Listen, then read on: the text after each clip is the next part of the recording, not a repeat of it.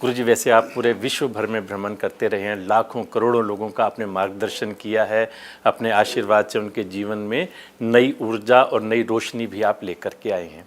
हम जानना चाहेंगे आपकी ये आध्यात्मिक यात्रा कहाँ से शुरू हुई?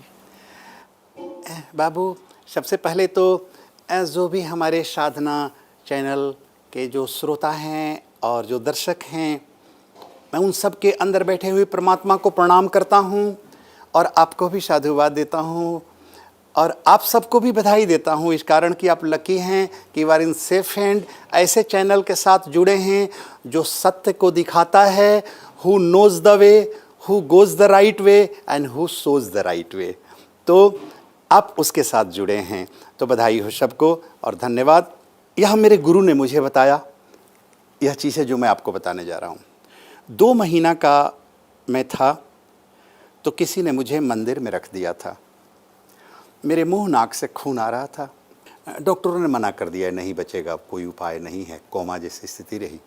तब अंत में एक देवघर जगह है, झारखंड हो गया, हाँ, वहाँ तो वहाँ एक मंदिर है बैद्यनाथ धाम, जहाँ कांवड़ी लोग जाते हैं। तो वहाँ लेकर गए, वो सीढ़ियों पर ही रख करके पहाड़ों के, वो रोने लगी। तो बाबा ने देखा उसको, बोले इसकी शादी ही नहीं हुई तो बच्चा कहाँ से होगा, और ये न किसी के पिता हो सकते न पुत्र हो सकते, ये नकुल हैं, ये तो शिव के अंश है। बाबा ने कंबली से पीठ में बांध लिया और लेकर चले गए देवरिया। फिर वहीं पाले पोसे मुझे बड़ा किए। अब वो कैसे ठीक किए वो जाने, मुझे कुछ पता नहीं। 11 साल 8 महीना तक मैं गूंगा रहा। अच्छा। 11 साल 8 महीना के बाद नवरात्रा के सप्तमी तिथि को रात्रि 2:30 बजे लगा कि मुझे 3 औरतें सफ़ेद साड़ी पहनकर उठा कर ले जा रही है। मैं चिल्लाया बाबा बाबा, मेरे मुंह से बहुत खून आए। तो हम लोग दिगंबर संत थे, नग्न ही रहते थे, हाथ में जो मिलता उसको मांग कर खाओ, अब तो देखे ही होंगे, और उसी जल पियो।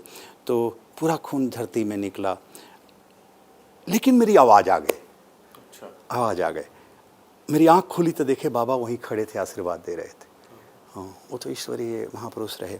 तो आवाज़ आए मुझे, तभी से चारों वेद, गीता, वाल्मीकि रामायण, आगम, पुराण, उपनिषद कंठस्थ याद है। 11-12 वर्ष की आयु से, 11 साल 8 महीने से ही गुरु ग्रंथ साहब, सनातनम, ये मुझे कंठस्थ याद है, मैं पढ़ा नहीं, रटा। तो ये तो प्रभु की एक समझो आप पर अनुकंपा रही कि, या पूर्व जन्म के संस्कार कह सकते हैं, प्रारब्ध कह सकते हैं कि ये दिव्य शक्तियाँ आपको 11-12 वर्ष की आयु में मिल गई। फिर बाबा, मैं सुनता था, बोलता नहीं था। तो पढ़ाई वहीं से चल रही थी। पढ़ाई हुई और पढ़ना शुरू किया। मैं पूरा बोर्ड टॉप किया। फिर हमने 10+2 किया, टॉप किया। फिजिक्स ऑनर्स BSc किया, टॉप किया। उस समय IIT का इंट्रेंस निकला था, तो उन्होंने कहा दिया जाए। तो हम लोगों ने मजाक में परीक्षा लिखा और इंडिया टॉप कर गया। इंडिया टॉप कर गया।